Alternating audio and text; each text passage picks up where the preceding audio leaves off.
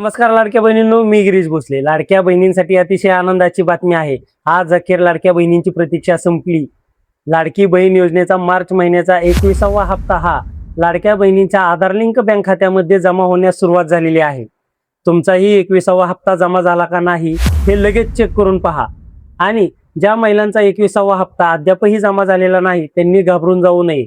येत्या 2 दिवसांमध्ये म्हणजेच 15 मे 2026 पर्यंत तुमचाही 21वा हप्ता हा तुमच्या आधार लिंक बँक खात्यामध्ये लवकरच जमा होईल. ज्या महिलांनी ई-केवायसी प्रक्रिया पूर्ण केलेली आहे त्यांनाच फक्त या योजनेचा लाभ मिळत राहणार आहे.